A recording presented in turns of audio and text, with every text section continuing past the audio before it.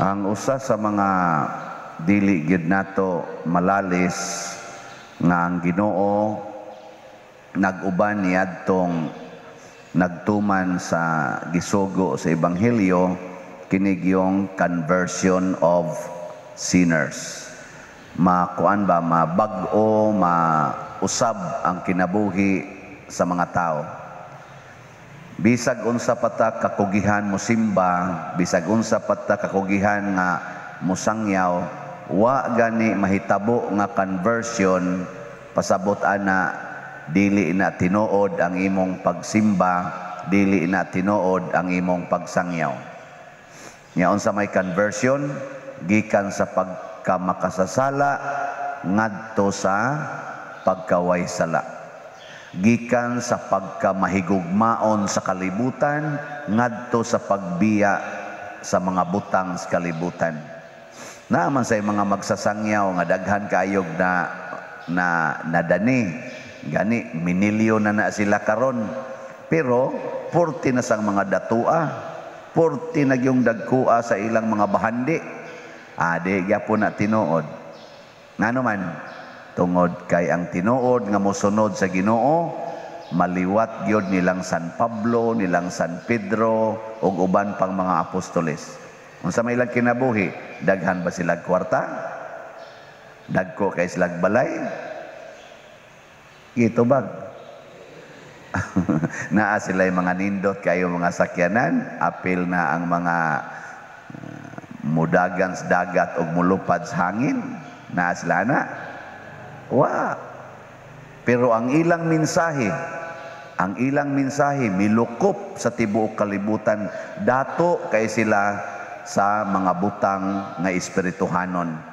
Pobre kay sila sa mga butang nga Dios non. Gani usahay wa silay kaon, wa silay ilisan, wa ilis-ilis.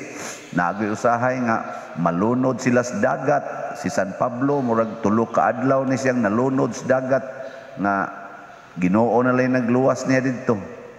Nga naman, tungod lagi sa pagsunod sa Ginoo. Nya mao ni silang mga tawhana ang makapahimo sa kalibutan nga makonvert ngadto sa pagsunod sa Ginoo. Kamo ron, kumusta man? Inyong kinabuhi ron unsa man?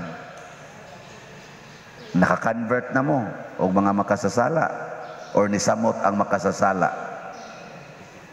Kung ikaw ginikanan, sigihan imo nagdukdok ang imong anak kay imong yung paeskwelahon arang siyang kaugmaon, kay kundi siya mo eskwela pobre gid siyang makaluluoy. Unsa man na nagsangyaw ka sa maayong balita? Wow, ang imong isangyaw hinuon bulahan kamong mga kabos. So kung ang imong anak na sige laghigda, inga bulahan ka kay makabos gyud ka. Ana. Sakto. Ana pagsulti aron dili siya ma-pressured.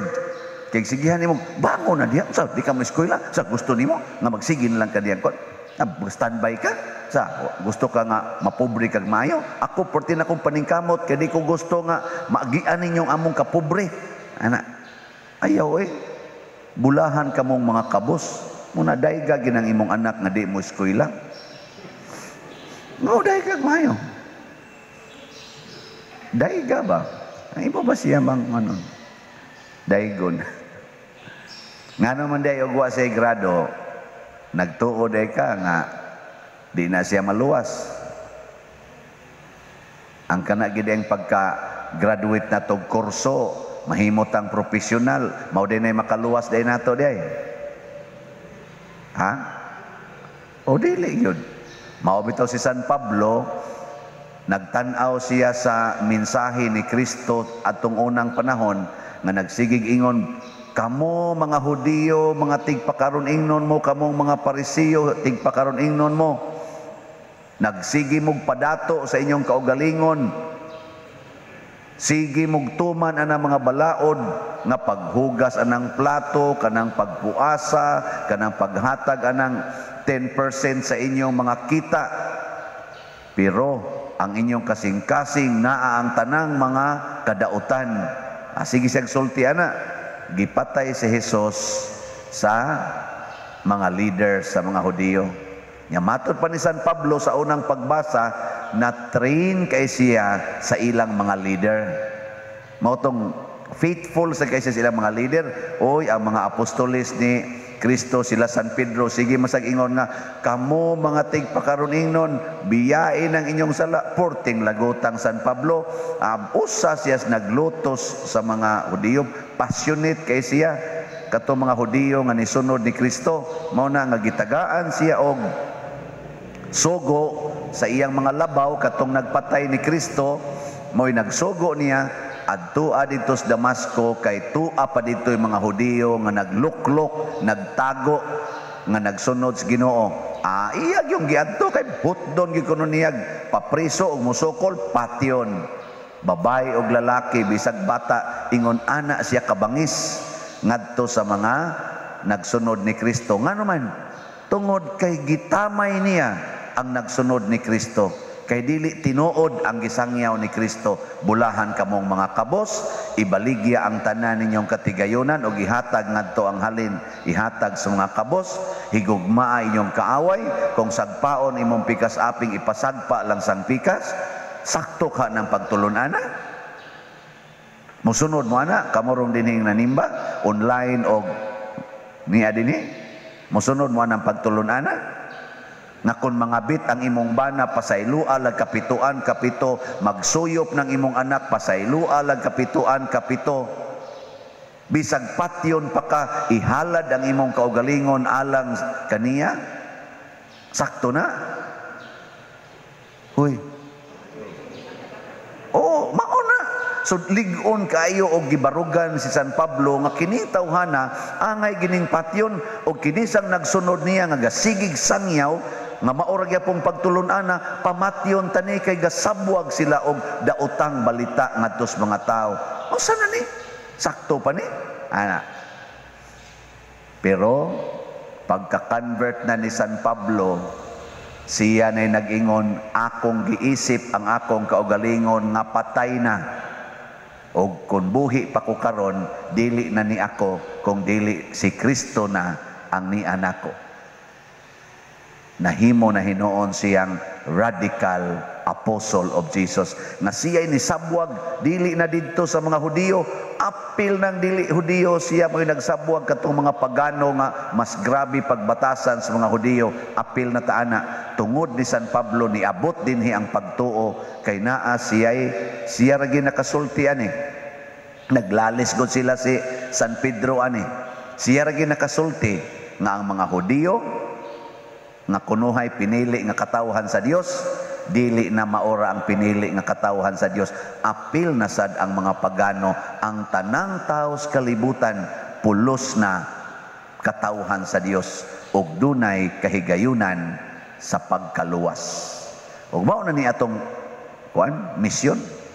Matod pastubag nato sa Salmo, unsa to? Panglakaw kamo sa tibuok kalibutan. Pag-adto bitaw nako sa Hulilan ba? Nakadto man kog Hulilan, no? Awa mo kibaw. Niadto ko eh. Kamu sa no pakaron ingnon sad mo. Niadto kog Hulilan. Sige mi ditong lakaw. Siging lakaw. Nya mao ba toy katumanan aning panglakaw kamos tibuok kalibutan ug isang yaw ang maayong balita? Oy, jutay na lang ang Katoliko ron nga nilakaw aron pagsangyaw sa maayong balita.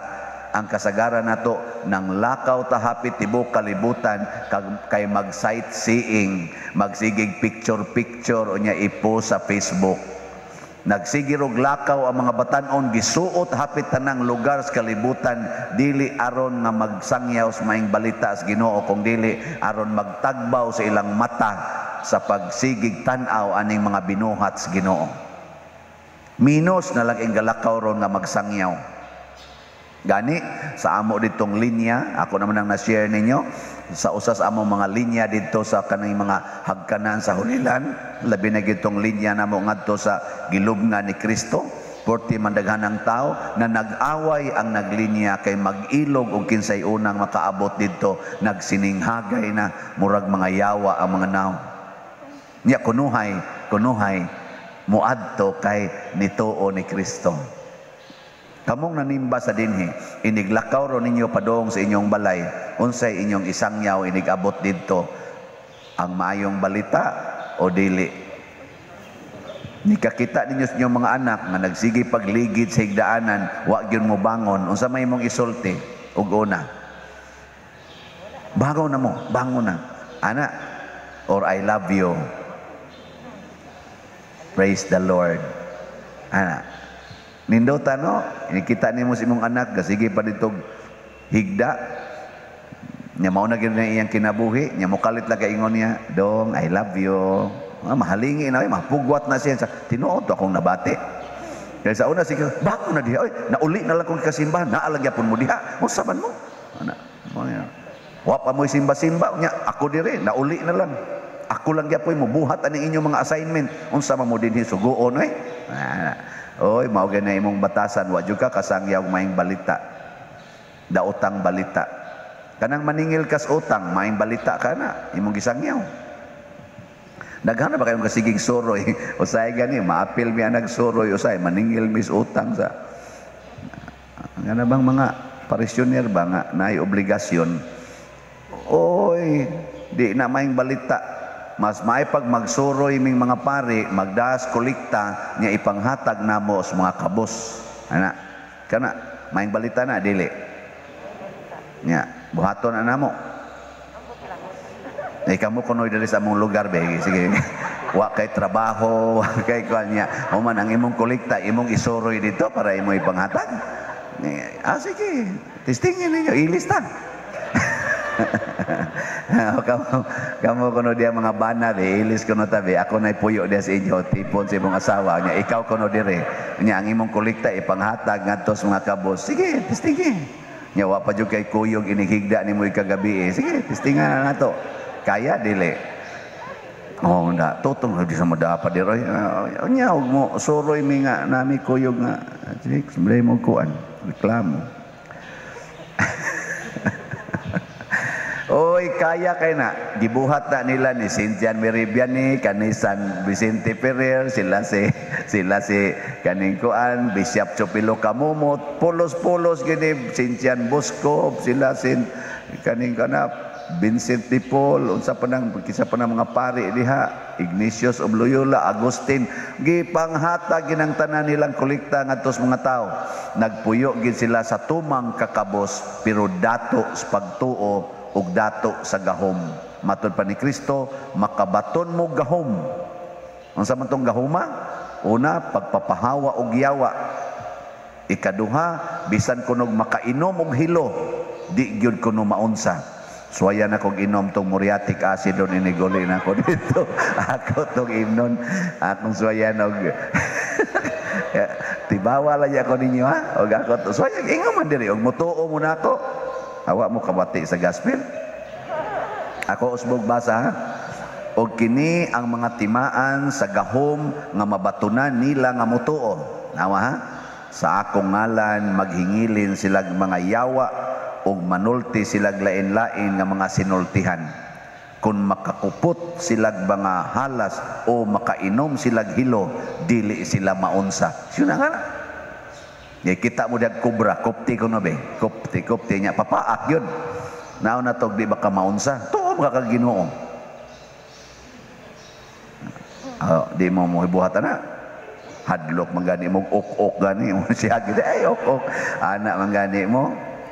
Nya itapio nila ang ila mga kamot ngadtos masakiton og mga ayo sila. Sige ko no, naamoy silingan yang masakiton kayo kay gi-COVID. Adto ako no be, tapion ko no imong kamot. Tanaw na to kisay una ninyong mamatay.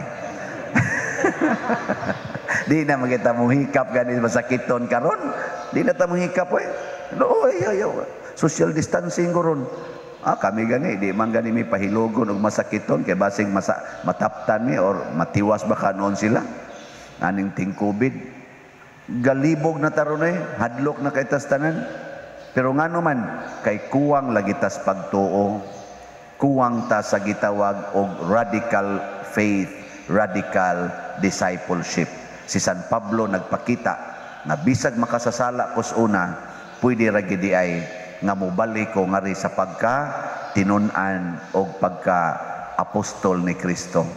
Kita sa doon nga mga hadlukan pa kayo, pwede ra gid tag maisog kung ato nang puy-an ang atong pagtuo.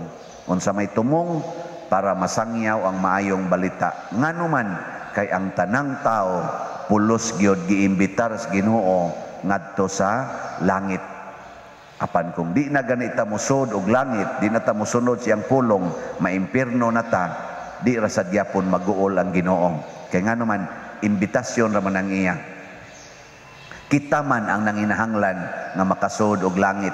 Wa magkinahanglan ang Ginoo nga kita manod tag langit. Kita maoy nagkinahanglan ni ana.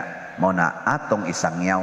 Muna si Ananias sa unang pagbasa ni sangyaw ni San Pablo, ningon siya, igsuong Pablo, maayo ka, ang Ginoo nagpili nimo. Yun kana, ang iyang kaaway ba, iyang giingnan, igsuon. Si Ananias nagtago to kay gigukod ni San Pablo, pero karon gisugo mas Ginoong adtuon si San Pablo, iyang ginan igsuong Pablo, ang Ginoo nagpili nimo. Tawag siya mahadlok na dunggabon sa gritsos espada ni Pablo. Iya yung gingong igsuon nga naman kay mo isugo sa Ginoo. Unsa man say sugo nato sa Ginoo? Higugmaa inyong kaaway. Karon kanang inyong silingan nga kusmod kay gnaong, gasigig kusmod ninyo. Adto ako no bi karon buntag iguli ninyo ina igsuon ko. May buntag diha. Naon to di ba kakabiyahan sa tubig init? Labi gainom nagkape nya imong atoon oy igsuon may buntag nya dolon gini mo ba hasta tingali kabiyahan tingdaong nimo pero sagdi lang nga naman ipakita niya nga bisag ingon ani imong tinagdan nako di makapausab sa akong misyon sa paghigugma nimo isip igsuon. Ano? Maliwat din tang San Pablo, makahatag din tag conversion sa mga tao, makahatag pagitag healing ngadto sa mga tao nga nasakit labi na gyus COVID. Sige, manindog na ta.